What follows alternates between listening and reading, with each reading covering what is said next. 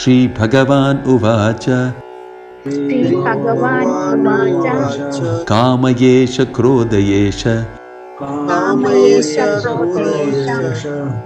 रजो गुणसमुद्भवः महाशनो महापाप्मा विद्धि एनम् इह वैरिणम्।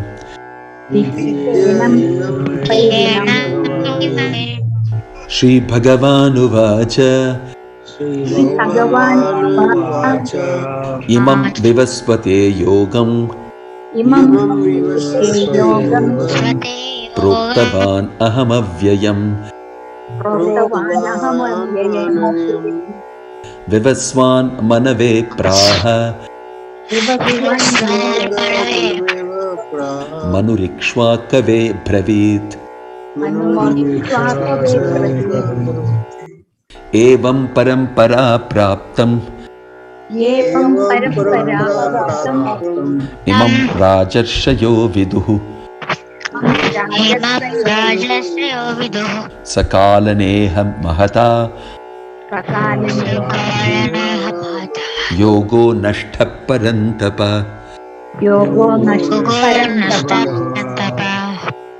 स एवायं मया ते अद्य योगः प्रोक्तः पुरातनः। भक्तोऽसि मे सखा चेति रहस्यं हि एतदुत्तमम्।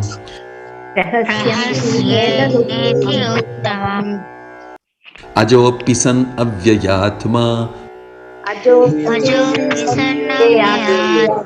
भूतानाम् ईश्वरो अपि सन् प्रकृतिं स्वाम् अधिष्ठाय सम्भवामि आत्ममायया।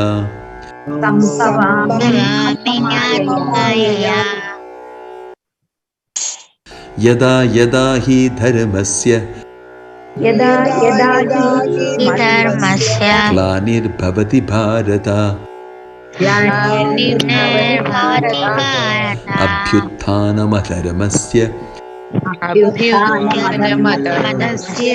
तदात्मानं सृजाम्यहम्।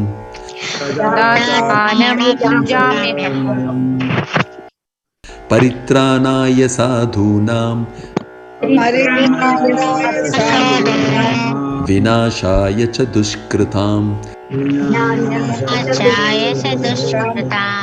धर्म संस्थापनार्थाय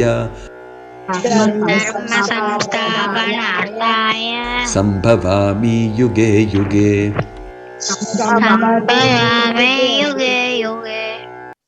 जन्म कर्म च मे दिव्यम् एवं यो वेति तत्त्वतः त्यक्त्वा देहं पुनर्जन्म नैति मामेति सोऽर्जुन।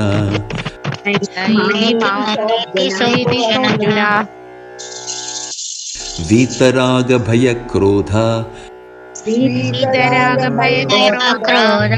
मन्मया मामुपाश्रिताः बहवो ज्ञानतपसा पूता मद्भावमागताः।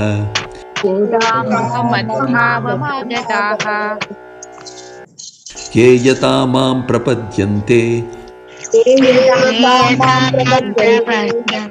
तांस्तथैव भजाम्यहम्। मम वर्तमानुवर्तन्ते मनुष्याः पार्थ सर्वशः।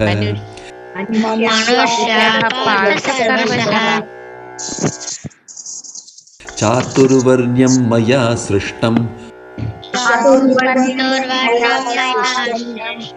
गुणकर्म विभागशः tasya kartaram apimam vidhya kartaram avyayam.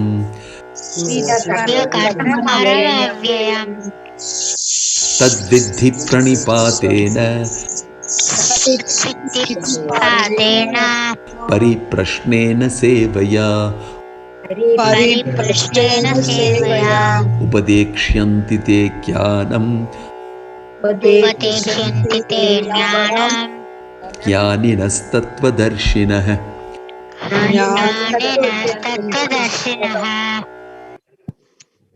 Vidya vinaya sampanne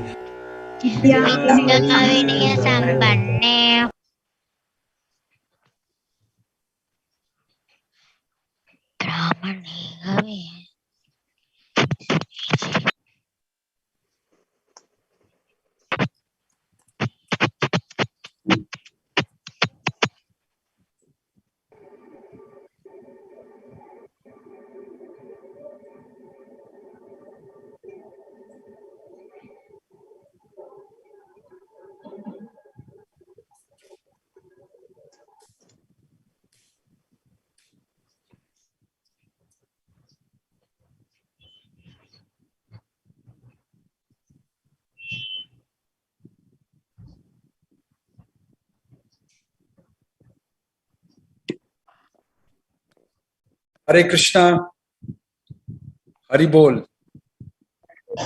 Hare Krishna Maharaj. Hare Krishna Maharaj.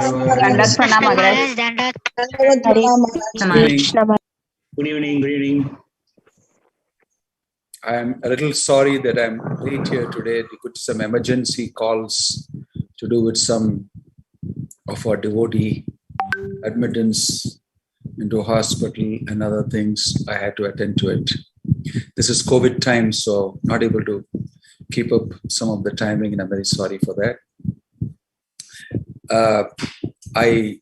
Since I see that you have already been chanting the shlokas, I will just quickly go through today. The day after tomorrow is Narsimha Chaturdashi, and the last week we did some recollection of what it means to be a demon and asura.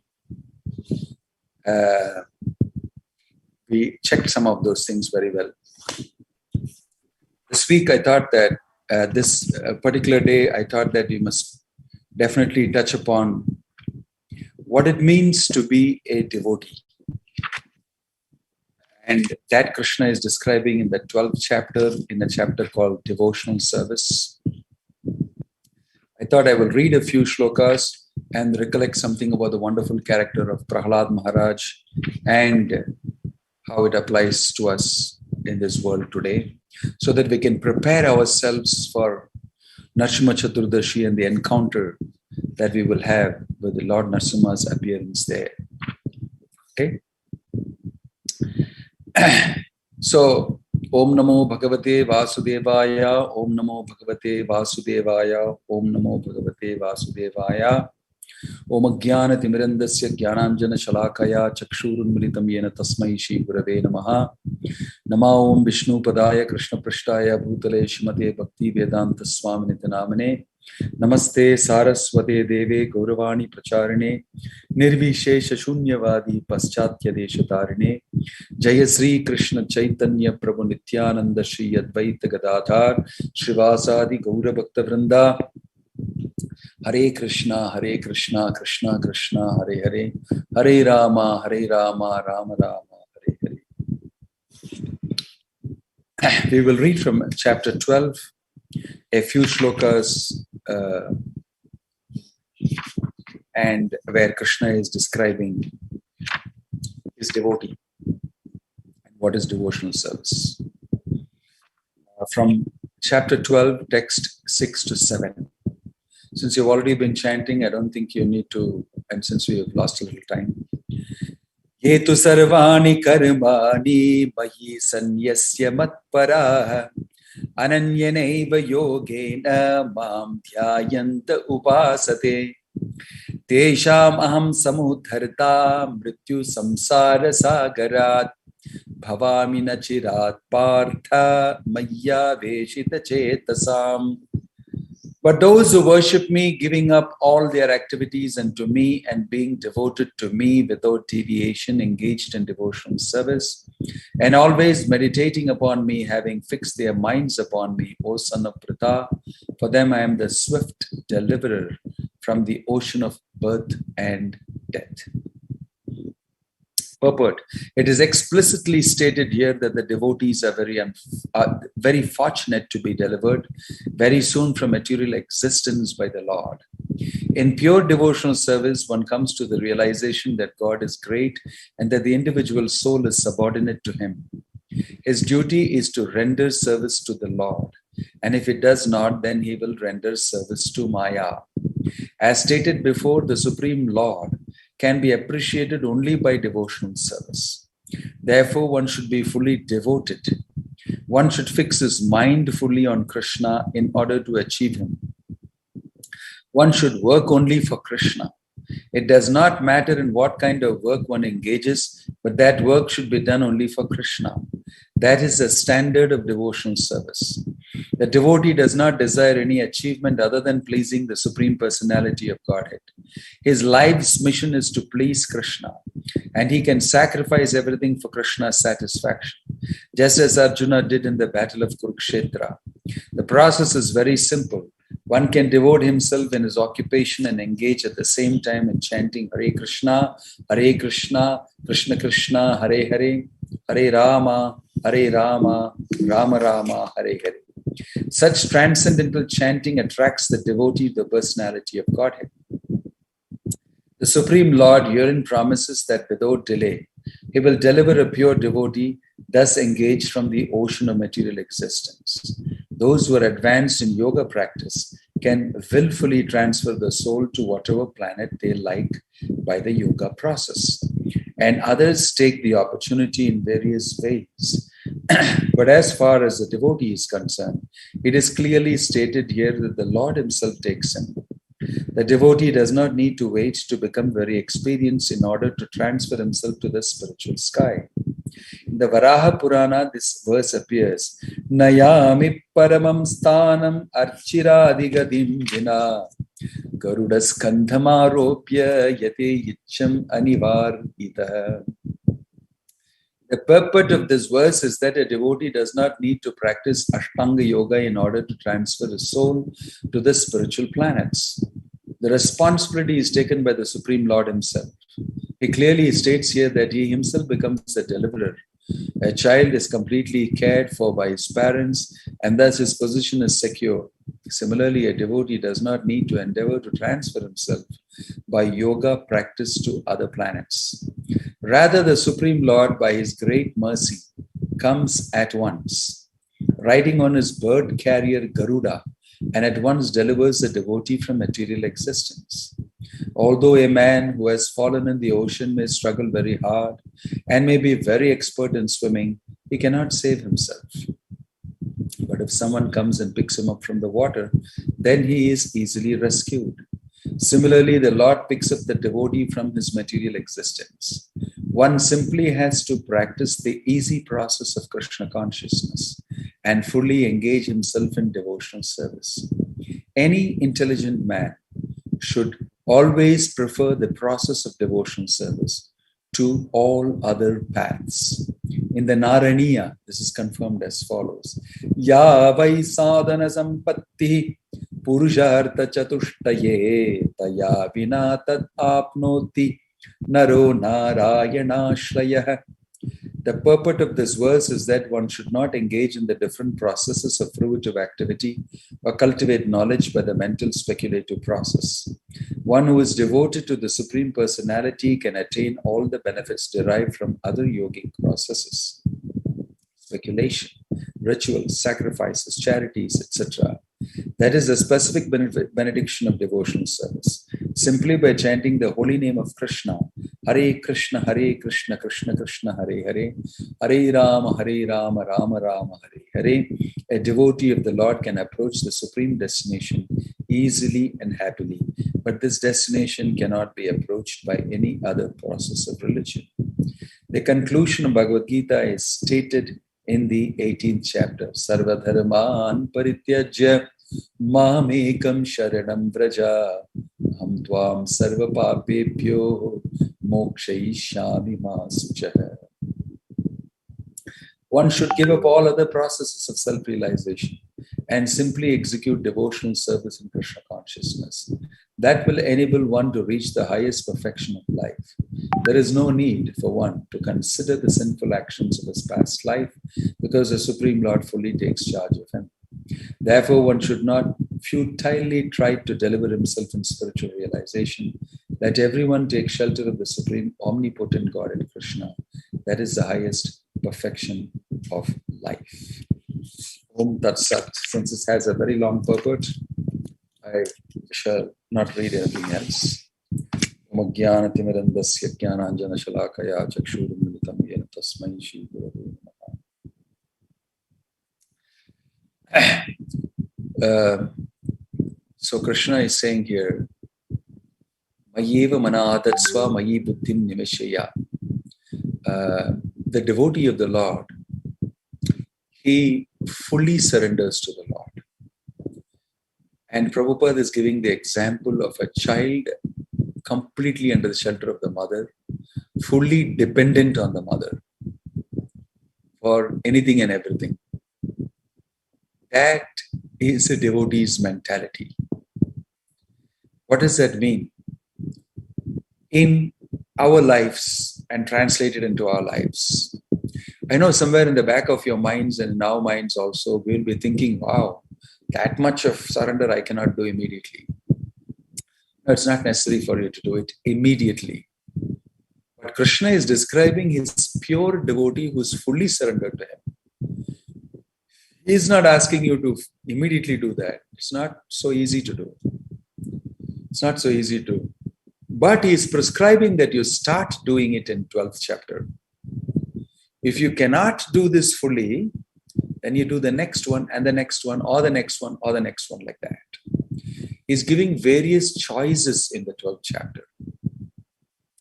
Maneva manadatsva mayi buddhim niveshaya nivasishyasi mayeva ata urdhvam na samsaya ata chittam samadhatum na saknoshi mayi stiram Abhyasa yogena tato mamichaptum jananjaya.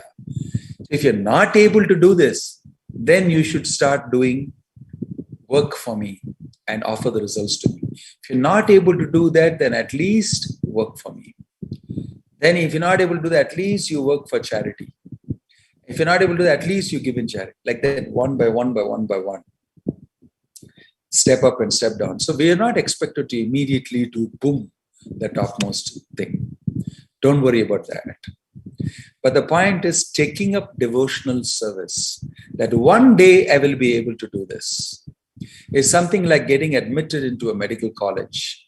One day I'll become a doctor. Not that as soon as I get admission, I go with a stethoscope and my scissors and my scalpel and say, who's there ready to get this thing, a surgery from me. We won't do that and nobody will come near you. And you're not expected to do that, isn't it? So the same way, you are not expected, Krishna is not expecting from you that you will immediately do what I tell you to do. No, it's a process.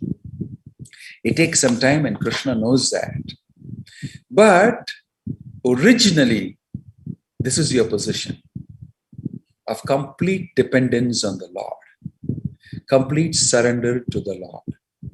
So there are stories of some devotees who are able to do that. There are stories and happenings of others who are able to have to do that. And all these things, in all these levels, Krishna reciprocates with them. Krishna reciprocates with them. So there is a story in the Bhagavatam of Narada Muni.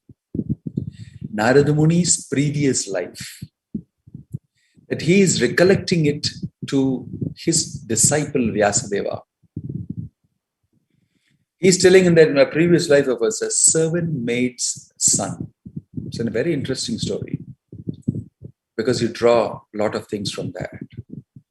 And I didn't have even education. I didn't go to any patashala or school because She's a servant maid, Shudrini, low class. But the house of my mother was a small hut somewhere in the beginning of the forest, inside the forest, because that's where you can cheaply build something. And she would go and work somewhere here and there and get something for eating, feed her son. That's all. Only she and her son. So one fine day, great rishis and sages came in that side. They want some place to sit down and talk about Krishna, about devotional service, about bhakti and all the great stories and all that. So they found this place and said, can we sit here for some time and discuss, and then we will go away? And she said, yes, yes, yes. She left the place. She told the son also, if they want anything, you give. You don't have anything to give. Water, some fruit, something. You pluck something. So they were busy discussing, and this boy was sitting and watching. He was hearing. Never before has he had this type of an opportunity. Somewhere, some servant maid's son who was going. So these rishis and sages didn't bother about the small boy sitting and listening also. He brought water for them. He brought some fruits now and gave them. They were happy with him. Nice boy. And they were busy discussing because they were very senior people. And he heard about Krishna, about God and philosophy and everything, and some things he understood, some things he did not. But didn't matter. It was very absorbing for him. And he respected them a lot. And finally they left. He asked them permission, can I eat some of the remnants? They said, yes, yes, yes. And he ate those remnants and he served them everything, and they left. But what he heard there stuck in his mind. And then one fine day, as his mother was coming from the forest, collecting firewood and bringing, a snake bit her. She had died in the forest. And this young boy went around looking for, where is my mother, my mother? And he found her dead, bitten by a snake. So he sat there and he looked at his mother and he was wondering what to do. There's nobody for this boy. His mother was simply doing everything for him only. And now he was all alone. Don't know what to do. So he was blinking, and then he thought about what this sages told in my forest. That's all he knows. That was most prominent in his head. While he was thinking like that and deeply depressed what to do, my mother is not. She's dead. At that time, the Lord appeared to him, not physically, for him to see. A voice spoke to him, my dear so-and-so, don't worry at all. At this point of time, you are not yet qualified to see me yet. But since you have developed attraction for me, you should continue to chant the holy names. You should continue to render devotional service to me and continue. And very soon you'll come back to me. So this boy, he knew nothing else, and he could very easily believe that Krishna is talking to me. Got up and he left on a pilgrimage. He went to all the holy places. He saw the beautiful forms of the Lord. He chanted. He got something by begging. And he simply did this only.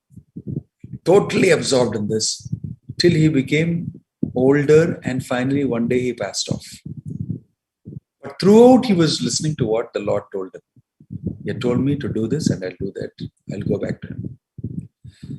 And then in his next life, he was Narada Muni, who was able to move inside Vaikuntha, go to the best of places and travel all over. A transcendental spaceman he was. So at that point of time, when the Lord spoke to him, he said, you're not yet qualified in your devotional service, but you have a great chance ahead because you have contacted these holy devotees who came to your house, and their influence is on you. And if you can keep on this path, you will achieve success. That's what happened to him. Became Narada Muni, the great. That was his previous life. So at one point of time, he did not know anything. At another point of time in his next life, he is like the greatest of devotees, very dear to Krishna, and can walk in and out of any place in Krishna's place, in Dwarka, in Vaikuntha, anywhere he can go. Krishna will always welcome him.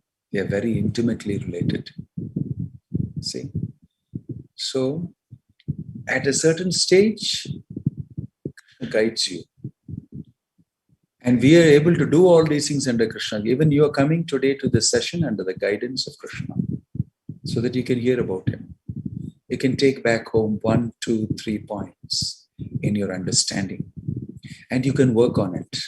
And you can sincerely in the corner of your house sit and do it. It doesn't matter you have great facility. It doesn't matter that you're not wearing clothes like this. Or it doesn't matter that you're not doing the things externally that's required to be done. If you sincerely worship Krishna in your house, keep a picture, at least a picture. You offer to the Lord, you do a little arati, and you offer his meditatively the chanting of the holy name, and some service you offer to him. This is the beginning. This is the beginning. This is how Prahlad Maharaj, he was in the womb of his mother, and he was instructed by this great Narada Muni. And he developed attachment for Krishna. When we hear about Krishna, Shanavatam Swakatha Krishna, Punya Shavana Kirtana, Hridyantastohi Abhadrani Vidunoti Sukrit Satam. Shanavatam Swakatha. Hearing is very, very important. Out of all our senses, the ears are the most useful and important to us. Very important. We should hear carefully. And then we should read and we should understand. And we should very simply execute those instructions of the great personalities like Bhaktivedanta Swami Prabhupada. And if you simply execute them from wherever you are, whatever you are, don't need great facilities. You just need yourself and your sincerity. You will see that Krishna will guide you from inside your heart. Just like Narada Muni was guided by Krishna. Don't worry, go ahead. And you keep doing these things, you will come to me. Right? So in this way, many great devotees, you will see, have got guidance because they sincerely sought the guidance of Krishna. Either Krishna sends somebody to them to guide them, or they got guidance. See? So in Ramanuja's life also, he was under a guru. And that guru was teaching in a different way. And many times Ramanuja felt, no, that is not the meaning. Actually, it should be like this. Because he was teaching impersonal philosophy. God and you are one. You can merge into God. You lose your individuality. And God becomes everything. That's a very impersonal philosophy. You will be surprised to know that many people think that is a philosophy. But the Bhagavad Gita doesn't say that. So Ramanuja would often say that, why can't it be like this? And the explanation he would give would be wonderful. And even his guru would feel, that's a very good explanation. How did this fellow get that? Because basically Ramanuja was a devotee, although he was a young boy. But repeatedly he was correcting, and the disciples, some of them also felt this, why the fellow is too much, and guru was also thinking, what he's saying is correct. But that feeling, he sort of irritated him. So at one point of time, he was even thinking that I should get rid of this disciple. And some of his disciples also understood that his guru is disturbed. So they all plotted in their own immature way. And there was once they were going on a complete pilgrimage, all the students together. And they were resting in various places and moving. From Kanchipuram onwards, they were going. They went a long way. And once they rested somewhere near a forest. And that night, Ramanuja's brother is Govinda. He was also there. And he came and woke up Ramanuja. I said, get up. I think today they are trying to finish you. Escape. Get away from here. In the night, he heard that tonight they are going to finish him or something. So he ran blindly into the forest, the small boy, Ramanuja. You see, he didn't know anything, he's just a young boy. He ran into the forest and then he tripped over vines and this thing and all that, and finally came to a clear pathway, small pathway in the forest, the moonlight. And he was wondering, wow. And he was moving in that and he saw a hunter, his wife, and a monkey on the hunter's shoulder. And he with a big bow and arrow.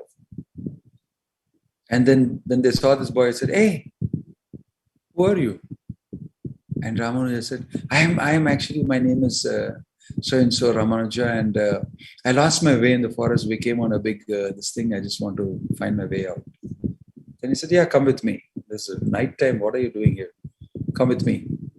Then he asked Ramanuja, who are you?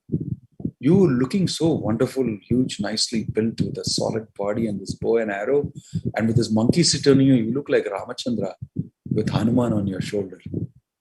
And that lady immediately said, Ramachandra, who is that? And you look like Sita to me. Ramanuja said. Then both of them said, who is Rama? We don't know anything. You don't know Rama? Oh my gosh, I'll tell you. And they said, yes, please tell us. And they kept walking. He started speaking the whole Ramayana, Dasharatha, Ramachandra, Sita, and this and that, and then Hanuman's visit to Lanka, and Sita, and then the war, and then the story sort of finished towards the end, and then it was going to be sunrise. At the time, she said, I can't walk anymore. I'm very tired. I want to sit down here. Can you get me some water? She told her husband, the hunter and the hunter's wife. So he said, yes, I'll get you water. And then the Ramanu said, no, both of you sit here.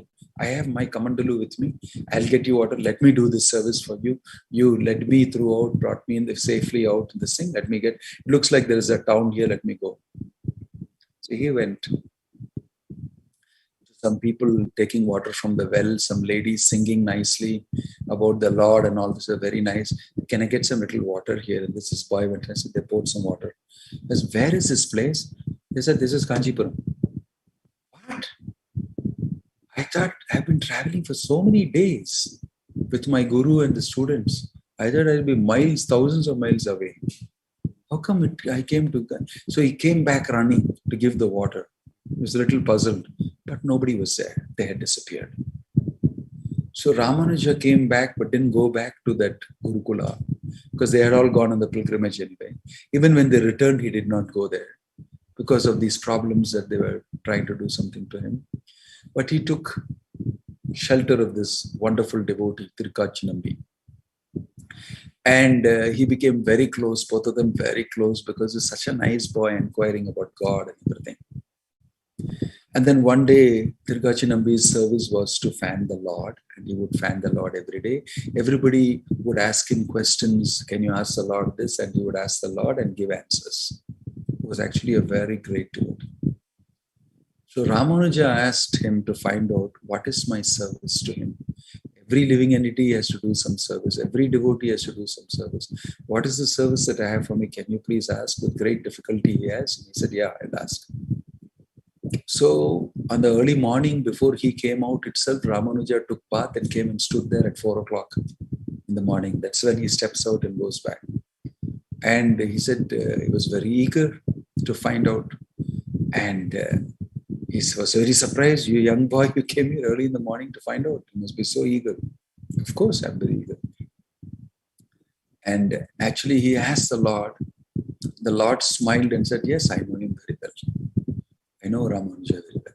And he was very surprised. You know him? Yeah. How is that? Well, you tell him that his service is to bring water from that well. He named the same well and give it for Lakshmi. And he will understand what I'm saying. You tell him. So when he came out and he said, what did he say? He said, the Lord knows you. He's familiar with you. I said, knows me? He said, you know her well. You get water from that well and give it to Lakshmi here. And he said, you know that well. That's when Ramanuja knew that hunter and his wife were actually the Lord and Lakshmi, who had come and asked him to recite the whole Ramayana as though they did not know. But he was guided by them. So he became so deeply emotional and feeling. So the Lord guides everybody at all places, at all times. He is not in any way hindered by material limitations. He can be present anywhere, anytime, all over. Similarly, Prahlad, he was protected by the Lord. All he did was remember the Lord, Smaranam. See, Shravanam, Kirtanam, Smaranam, Vandanam, Dasyam, Sakyam, Atmanivedanam, like that. There are 9 ways, Navavidha Bhakti, of serving the Lord.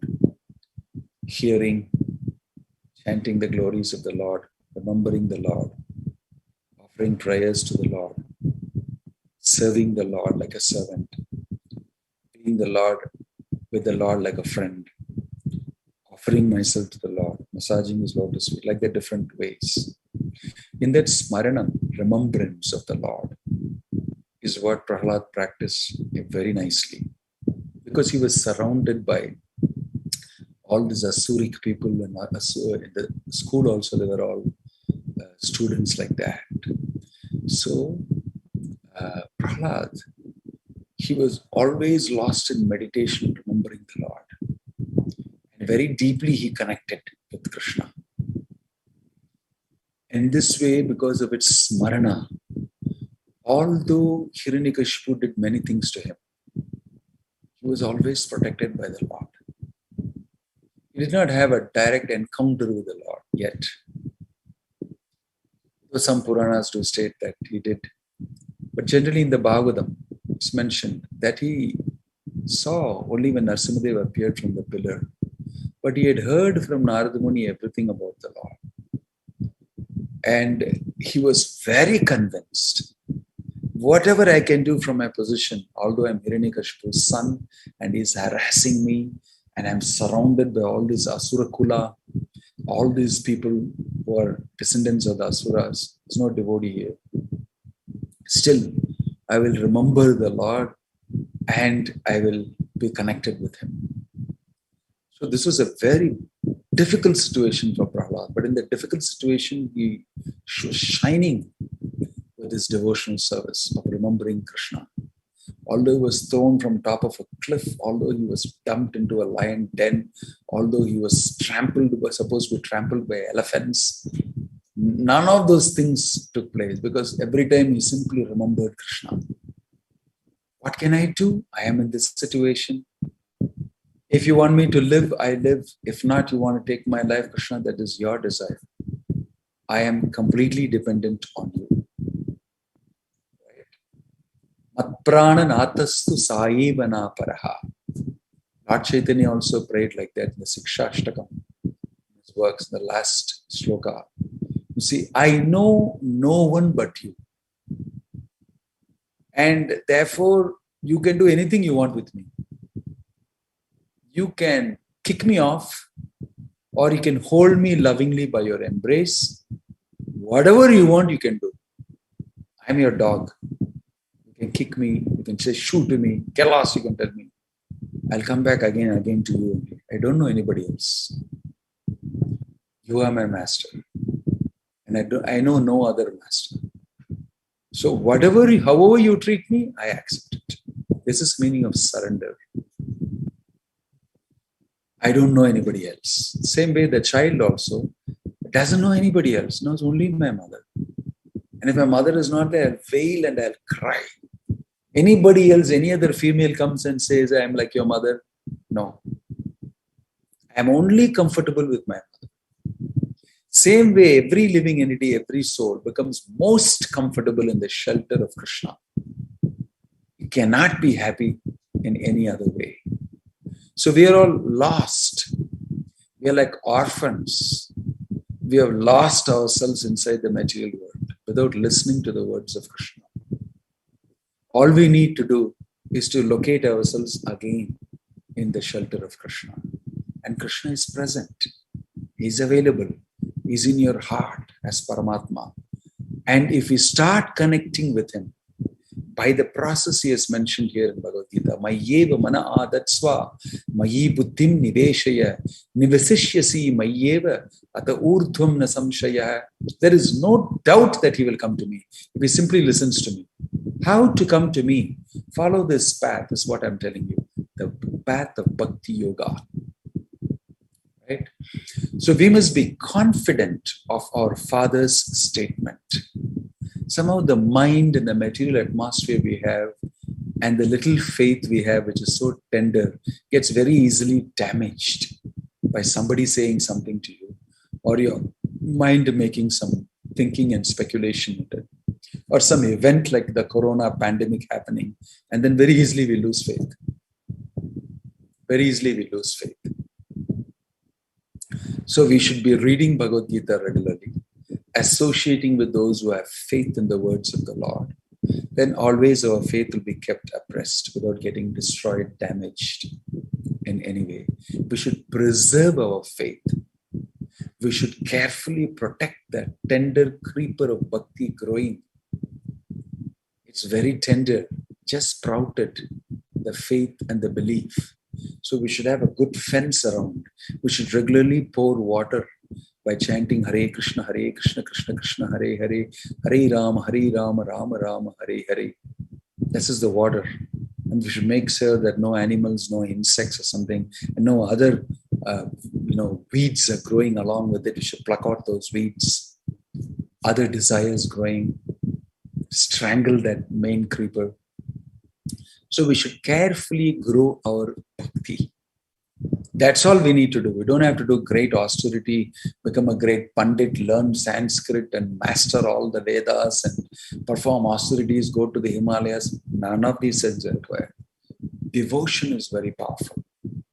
Narada Muni was a Shudrani's son. Look what happened to him. Simply by following. Bhakti is very powerful. When bhakti rises in your heart, devotion for Krishna rises in your heart, it completely burns up every other karma and lifts you up wonderfully. And you become extremely happy in the association of the Lord and his devotees in service. This is explained in the Bhagavatam, explained in the Bhagavad Gita extensively. And I have cited one or two examples of devotees who are guided on the path. So do not think that this is something new to the soul. It is not something new. The soul is very much at home with this, just like the child is very much at home in the shelter of his mother. This is perfectly natural. It's perfectly natural for us to remain dependent on Krishna, on the Lord. It's the most natural, organic thing for you to do. So, Prahlad, he very naturally did that. And he was very firmly dependent in protecting his faith, even though he was under Hiranyakashipu. Such a deadly father he had. Even then, he very simply remembered Krishna always. In this day and age, the same thing you can do. Remembering Krishna means you can chant Hare Krishna, Krishna Krishna, Hare Hare, Hare Rama, Rama Rama, Hare. Instantly, it's equivalent to remembering Krishna. You purify your consciousness with some vibration. So, this is a methodology given to us by Lord Chaitanya, who is Krishna himself. In this day and age, we chant Krishna's name, we remain in the association of devotees who are practicing, we worship Krishna, we read Bhagavad Gita, and we eat offered food at home. This very simple process you follow. In Kali Yuga, everything is scaled down to this simple process. Things will be wonderful. So I wish all of you a very safe following days, under the protection of Narasimhadeva. After tomorrow is Lord Narasimhadeva. He protects his devotees. He protected Prahlad from Hiranyakashipu all the time. Finally, when it became too much, he came there and finished off Hiranyakashipu. Vanished Hiranyakashipu away. And Prahlad did not say anything about it. All he requested when the Lord offered to him, what do you want from me? He said, no, I don't want anything. I just want to be your devotee. But maybe you can reconsider my father. So the Lord told him, your father is already taken care of by me. With such a pure devotee like you, 7 generations before you, 7 generations after you, all of them will be taken care of by me, whether they did anything in devotion or not. Simply because you are present in their family, all of them will benefit. In this way, the Lord gave him a benediction. So if we take up devotional service, everybody in our family is also benefited. This does not mean that we alone need to do and others don't need to do anything. That's not the meaning of that. It's not like a family heirloom or a treasure coming and everybody will be looked after. Nobody needs to do anything. No, everybody should. In your family also make them chant Hare Krishna and depend on Krishna. Because ultimately, that's what matters. That's what matters. So we may not be able to do much of it. You can chant 2 rounds, 1 round. You can read 1 chapter of the Gita or a few shlokas of the Gita. You can think about it, write down your realization a little bit, talk to somebody about it. Whatever little time you have, spend it in this. And slowly Krishna will allow you to expand that time and make it easier in all other ways. Finally, you can be full-time engaged in that. Just like Prahlad was. Although he was a son of the most powerful person in the entire universe, he found time to all the time remember Krishna and serve Krishna and chant his names.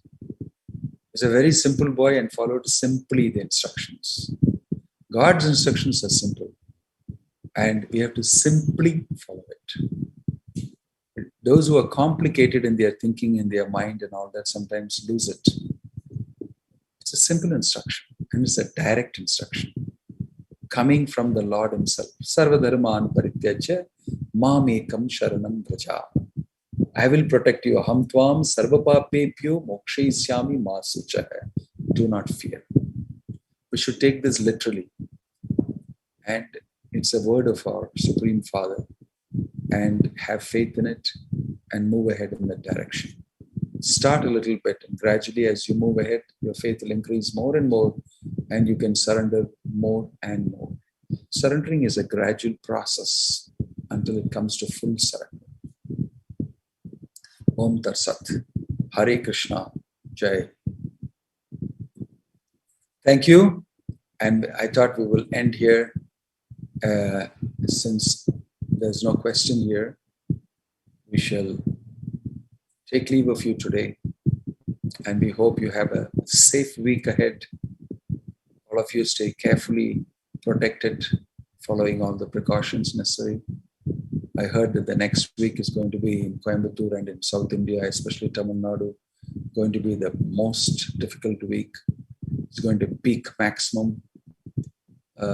So be careful and stay tuned in, chant Hare Krishna, read Bhagavad Gita, and stay safe.